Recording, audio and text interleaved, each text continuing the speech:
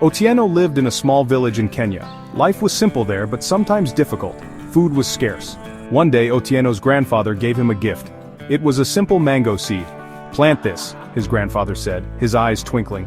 "It will bring you fortune." Otieno, though young, understood the value of a seed. He carefully planted it near his hut. He watered it every day. He sang to it, just like his grandfather taught him.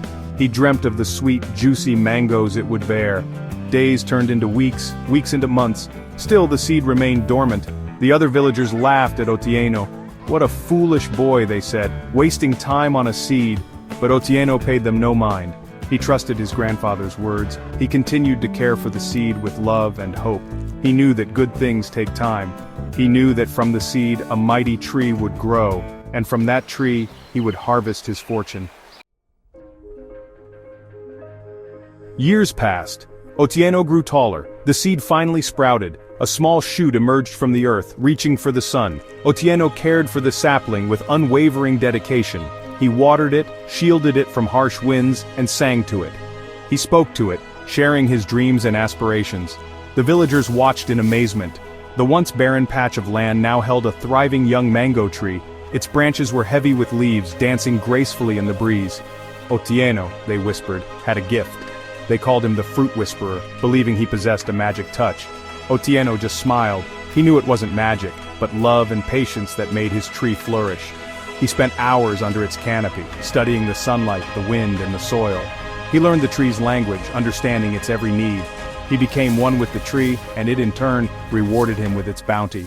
Soon the day arrived. The tree bore its first fruit, a single, perfect mango hanging like a golden pendant from the branches.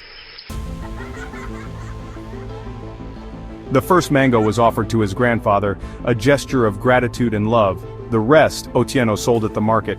But he didn't just sell mangoes. He told stories of his journey, of the seed that almost didn't sprout, of the unwavering faith that led to this moment. People flocked to his stall, drawn not just by the sweet aroma of ripe mangoes, but also by his infectious enthusiasm. He offered samples, his smile as bright as the Kenyan sun. He shared his knowledge of mangoes, the different varieties, the best time to ripen them, the secrets to making the perfect mango smoothie. He gave discounts to elders and free mangoes to children. Soon, everyone in the village knew Otieno, the Mango Man. His mangoes became famous. People traveled from neighboring villages to get a taste of his delicious sun-ripened fruit. Otieno, once the object of ridicule, was now respected and admired. His success was a testament to his hard work, dedication, and the power of a single seed of hope. Otieno's mango business flourished. He expanded his orchard, planting more trees, each one nurtured with the same love and care as the first. He hired villagers to help him, sharing his profits and knowledge freely.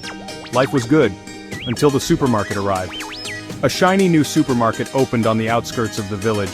It gleamed with bright lights and air conditioning, a stark contrast to the simple life Otieno knew. It offered everything, including mangoes, at prices so low that Otieno couldn't compete. People, lured by the allure of convenience and cheap prices, stopped coming to Otieno's stall. His sales plummeted. Despair threatened to engulf him. He had poured his heart and soul into his orchard, and now it was all at risk.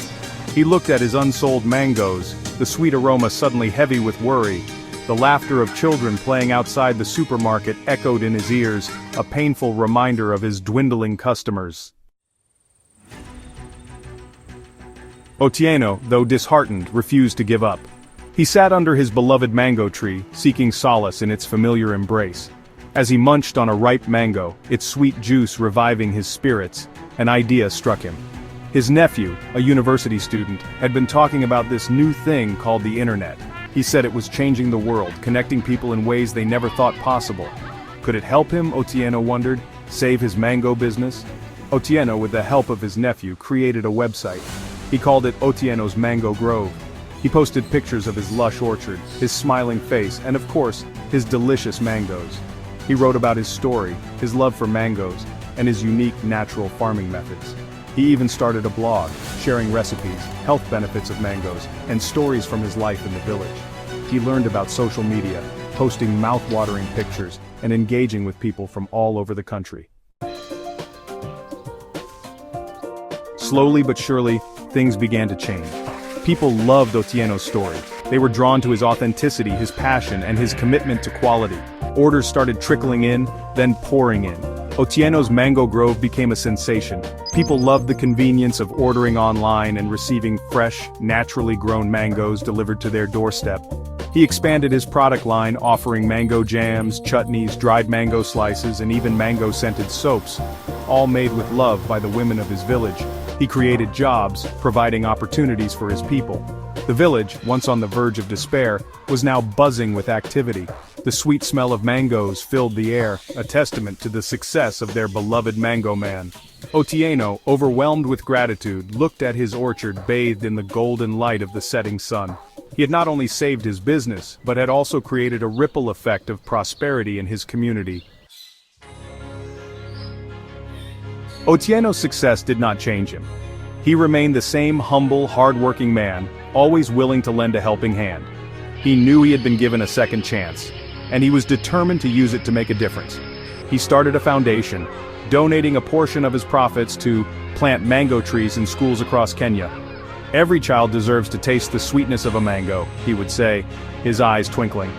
He organized workshops, teaching students about the importance of agriculture, sustainability, and the power of entrepreneurship.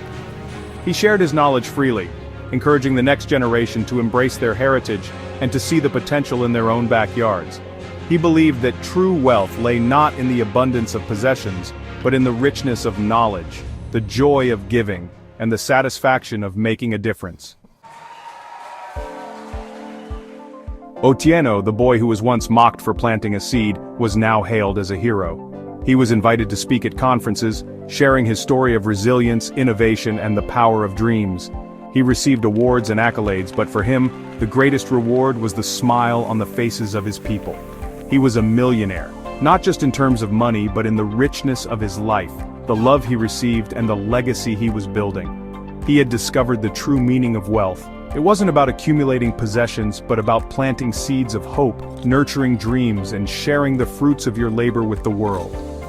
Otieno, sitting under the shade of his beloved mango tree, now old and majestic, looked at the children playing in his orchard. "It's not about the mangoes," he whispered, a gentle breeze rustling the leaves around him. "It's about the seeds we plant, the love we share, and the dreams we dare to dream." And in that moment, surrounded by the sweetness of ripe mangoes and the laughter of children, Otieno knew he was the richest man in the village.